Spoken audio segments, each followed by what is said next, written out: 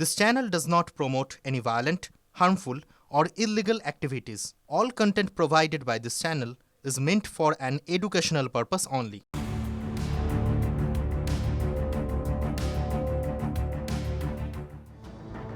স্বাগত আরো একবার আপনাদের টিভি9 বাংলায়। দেখুন, নাবালিকাকে ধর্ষণের অভিযোগে এবারে উত্তপ্ত হয়ে উঠল মেখলিগঞ্জের জামালদহ এলাকা। ধারালো অস্ত্র দেখিয়ে ধর্ষণের অভিযোগ এক ষাটোর্ধ্ব ব্যক্তির বিরুদ্ধে। ধৃতের নাম এনামুল হক, বয়স 63 বছর। ধৃতের বিরুদ্ধে পক্সো ধারায় মামলা রুজু। নাবালিকাকে হুমকিও দেওয়া হয়েছে বলে অভিযুক্তের বিরুদ্ধে অভিযোগ উঠে আসছে। জামালদহ ফাঁড়িতে অভিযোগ দায়ের নাবালিকার পরিবারের। অভিযুক্তকে গ্রেফতার করেছে মেখলিগঞ্জ থানার পুলিশ। অভিযুক্তর কঠোর শাস্তির দাবিতে ফাঁড়িতে বিক্ষোভ স্থানীয়দের। টায়ার চালিয়ে রাজ্য সড়ক অবরোধ, যার জেরে দীর্ঘক্ষণ বন্ধ যান চলাচল। বিক্ষোভকারীদের ছোড়া পাথরে আহত হয়েছেন মেখলিগঞ্জ থানার ওসি মোহাম্মদ শাহবাজ। এরপরেই চলে পুলিশের লাঠিচার্জ। মুহূর্তের মধ্যেই ছত্রভঙ্গ হয়ে যায় অবরোধকারীরা। বেশ কয়েকজনকে আটক করে নিয়ে যায় মেখলিগঞ্জ থানার পুলিশ। মাথাভাঙার অতিরিক্ত পুলিশ সুপারের নেতৃত্বে চলে টহলদারি।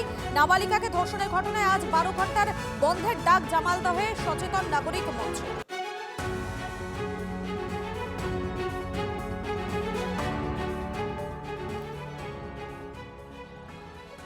একটা হাড় হিম করা পরিস্থিতি শিকার হয়েছিল নাবালিকা। যে জায়গায় দৌড়েছি এটা কিন্তু অনেকটা জঙ্গলের মতো, আমি দেখাবো সেই জায়গা। এখানে এই জঙ্গলের মধ্যে দিয়ে এখানে সেই নাবালিকাকে কিন্তু নিয়ে আসা হয়েছিল, এমনটাই কিন্তু আমরা জানতে পারছি। এবং এই সেই জায়গা যেখানে তাকে ধর্ষণ করার অভিযোগ কিন্তু উঠেছে। এই জায়গায় বেশ কিছু গাছ কাটা রয়েছে এবং এই জায়গাতেই কিন্তু গতকালকে এই নারকীয় ঘটনাটি ঘটেছে। ফলে সব মিলিয়ে যে পরিস্থিতি তৈরি হয়েছিল, এই জায়গার ছবিটা আমি একটু ক্লোজ করে দেখাতে বলবো আমার চিত্র সাংবাদিক প্রসেনজিৎকে, যে এখানে বেশ কিছু জিনিস রয়েছে। এই গাছটা কাটা রয়েছে, এই যে গাছটা কাটা রয়েছে এবং আশেপাশে বেশ কিছু গাছ কাটা রয়েছে। যখন ধরা পড়ে যায় অভিযুক্ত, তখন তিনি দেখাবার চেষ্টা করেন যে তিনি এসেছিলেন এখানকার গাছ কাটতে। আর নাবালিকাকে যে উদ্ধার করেছে তিনিও কিন্তু সেই পার্শ্ববর্তী একজন মহিলা। এই যে জায়গা, এই জায়গাটাই কিন্তু সেই জায়গা যেখানে কিন্তু এই ঘটনাটা ঘটেছিল গতকালকে। এবং তার জেরেই কিন্তু একটা ব্যাপার স্পষ্ট হয়ে গেছে যে এখানে যে ঘটনা ঘটেছে, তার দিদি নাবালিকা স্বয়ং বলেছেন যে তার দিদির সাথেও এইরকমই একটা ঘটনা কিন্তু ঘটেছিল। এবং এই অভিযুক্ত যে এনামুল হক, তিনিই কিন্তু দায়ী এবং তিনি স্পষ্টতই এই কথা বলে নাবালিকাকে কিন্তু হুমকি দিয়েছিলেন। ক্যামেরা পার্সন প্রসেনজিৎ দাসের সাথে সুমন কল্যাণ ভদ্রের রিপোর্ট, টিভি9 বাংলা। নাবালিকাকে ধর্ষণ কাণ্ডে ধৃত এনামুলের বিরুদ্ধে বিস্ফোরক অভিযোগ। নাবালিকার দিদিকে যৌন নির্যাতন করেছিল এই এনামুল। তারপরে তার মৃত্যু হয় দাবি নির্যাতিতা নাবালিকার।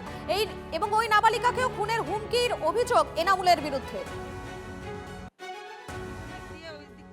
দৌড় মারে এসে ওকে আমি রক্ষা করি। তারপরে মেয়েটাকে আমি উলঙ্গ অবস্থায় দেখা পাওয়ার পরে দেখি এসে একটা হাত দিয়ে ওর মুখ চিপে ধরছে মেয়েটার।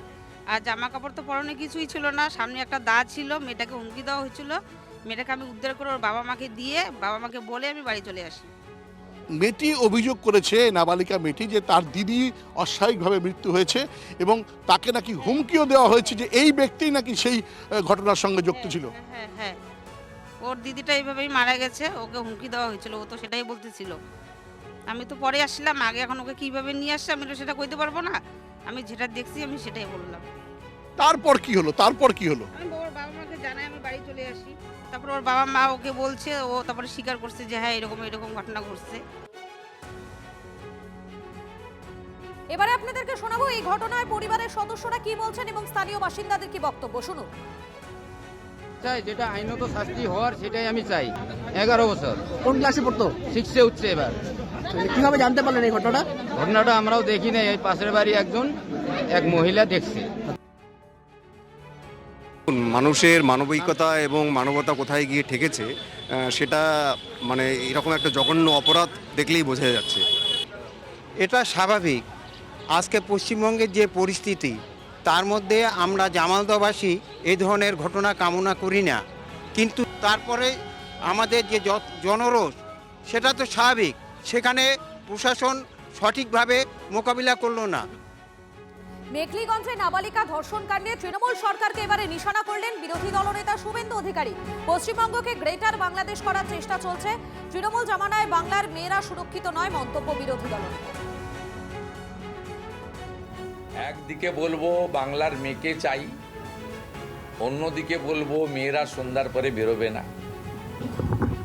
এই যে অবস্থাটা পশ্চিমবঙ্গে হচ্ছে, এটা তো বাংলাদেশ, গ্রেটার বাংলাদেশ করার জন্যই পশ্চিমবঙ্গে এসব জিনিস হচ্ছে। যেমন পুরো বাংলাদেশে মহিলাদেরকে একদম তাদেরকে তার ন্যূনতম স্বাধীনতা পর্যন্ত কেড়ে নেওয়া হয়েছে, এবং সেখানে জামাতিরা তাদের যে সারিয়া কানুন, সেই কানুন অলরেডি সেখানে চালু করে দিয়েছে। আর তৃণমূল কংগ্রেসও সেই পথের পথিক।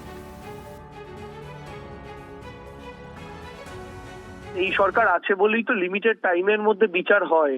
এই সরকার আছে বলেই তো ফারাক্কা থেকে শুরু করে জয়নগর প্রত্যেকটা কেস 90 দিনের মধ্যে, কোনোটা 70 দিন, কোনোটা 65 দিনে জাজমেন্ট এসছে। এই সরকার আছে বলেই ধর্ষকরা কিন্তু জেল থেকে বেরোলে তাদের ফুলের মালা দিয়ে বরণ করা হয় না, এবং এই সরকারের বিধায়ক সাংসদরাও ধর্ষণ করে সরকারের থেকে প্রোটেকশন পান না। যারা রাস্তায় নেমেছেন, যারা নোংরা রাজনীতি করছেন, তাদের কাছে আমাদের প্রশ্ন থাকবে, অপরাজিতা বিলটা ফেলে রেখেছেন কেন?